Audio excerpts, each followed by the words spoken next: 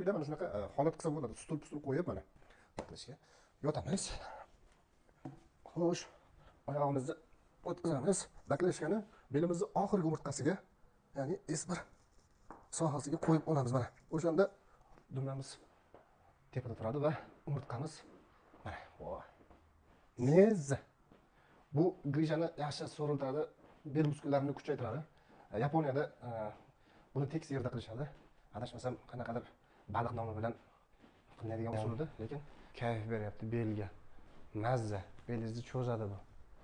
Sog' odam ham, kasal odam ham qilishi kerak buni. Ayniqsa ofisni ichida ishlaydiganlar shunaqa qilib 4-5 minut qilib, keyin chetga qo'ysa bo'ladi mana. Mazza, voh.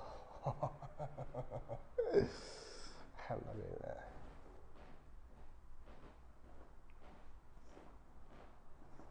Oh. Voh. Oyoqlarim qizil lekin mazza qildim. Qon yaxshi aylandi-da. Baklashga temada yana. Azizlar, video yoqqan bo'lsa, obuna bo'ling,